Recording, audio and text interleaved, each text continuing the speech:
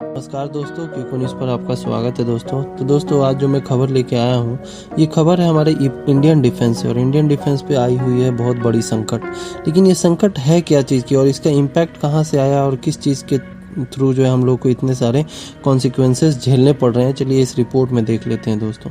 तो सबसे पहला चीज़ जो कि डायरेक्टली और इनडायरेक्टली अगर कोई चीज़ इम्पैक्ट किया है हमारे पूरे एक्सपोर्ट या फिर डिफेंस पे, वो चीज़ है रूस यूक्रेन का युद्ध। क्योंकि रसिया से हम लोग डायरेक्टली कनेक्टेड थे दोस्तों,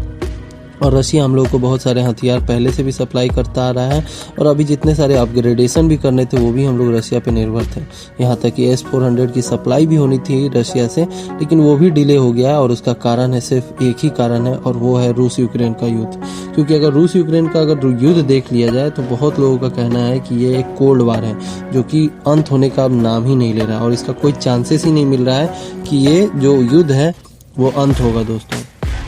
अगर दूसरे साइड में अगर हम लोग अपने आंकड़ों के बारे में बात कर लें, तो जो 34वां रिपोर्ट मतलब 34th रिपोर्ट ऑफ लोकसभा जो आया था, उसमें उन्होंने एक चीज़ का जिक्र किया कि हम लोगों को जो है ना रूस से जो है ना डिलीवरी बहुत लेट हो रही है। क्योंकि पिछले साल मतलब 2022 से 23 में जो है एयरफोर्स को जो है 85,000 करोड़ मतलब 85,000 CR का जो है ना उनको प्रोजेक्शन दिया गया था, मतलब कि उनको उतने का हथियार ले सकते हैं, इतना का उन लोगों को फंड दिया गया था। लेकिन वो लोग मुश्किल से सिर्फ 57,000 करोड़ का ही वो लोग हथियार जो है ले पाया। क्यों? इसका कारण यही था लेट सप्लाई, या फिर जो सप्लायर है वो आपको सप्लाई नहीं दे पा रहा है दोस्तों।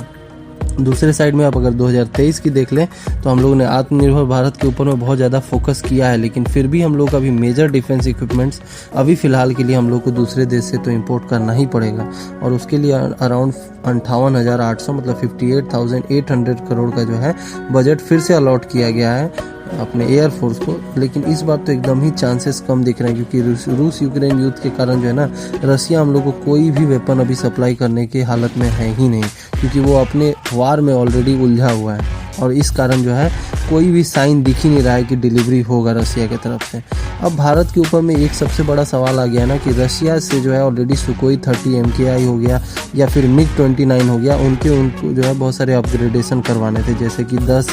सुकोई 30 MKI जो था उनका मतलब नया चाहिए था उन्हें,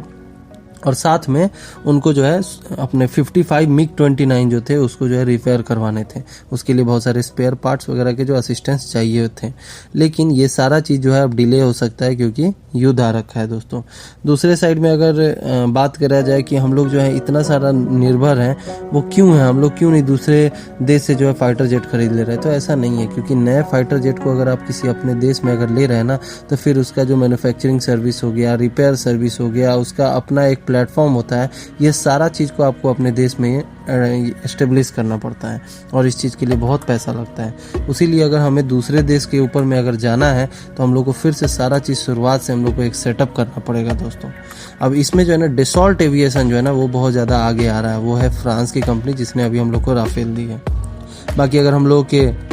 एयरफोर्स के स्क्वाड्रन की बात कर लें तो अराउंड 42 स्क्वाड्रन हम लोग की ज़रूरत है, लेकिन अभी तक हम लोग के पास 35 स्क्वाड्रन है। और चिंता की बात यह है कि अगले 15 साल में जो है मिराज 2000 हो गया, MiG-29 हो गया, MiG-21 हो गया, ये सब डीकमीशन हो जाएंगे, मतलब ये सब एक्सपायर हो जाएंगे, और ये लोग को फिर हम लोग यूज़ नहीं कर पाएंगे दोस्तों। और अभी हम लोगों को ऐसा है कि हम लोग को 120 फाइटर जेट तो चाहिए ही चाहिए एकदम अर्जेंट बेसिस पे, और इसके लिए जो है ना अब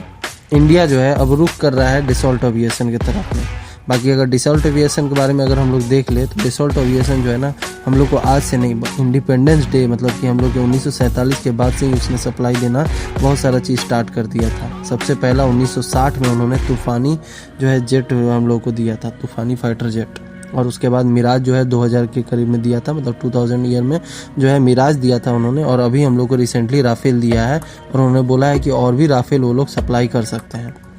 दूसरे साइड में यूएस भी पीछे पड़ा है कि आप हमसे भी कुछ सामान लीजिए, क्योंकि यूएस भी जो है चाहता है कि उनको जो है अपना डिफेंस का जो मार्केट है उसमें कुछ फ़ायदा मिले, उसके लिए वो लोग F-15 के ऊपर में जोर लगाया हुआ है दोस्तों। लेकिन देखने वाली बात ये है ना कि राफेल इसलिए ज़्यादा चांसेस बन रहे हैं ना, क्योंकि राफेल के लिए ना हम लोग के पास ऑलरेडी सेटअप पहले से मौजूद है हमारे देश में, तो इसलिए जो है ना राफेल को हम लोग को इस्टेब्लिश करना या फिर उसको कमीशन करने में हम लोग को ज़्यादा टाइम नहीं लगेगा दोस्तों।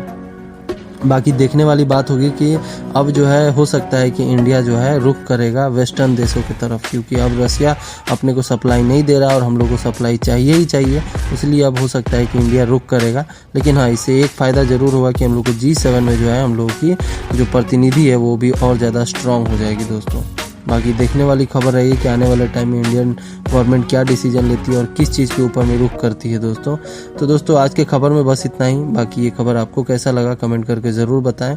ऐसे ही डिफेंस और इकोनॉमी के खबर से जुड़े रहने के लिए हमारे चैनल को ज़रूर सब्सक्राइब करें दोस्तों। धन्यवाद।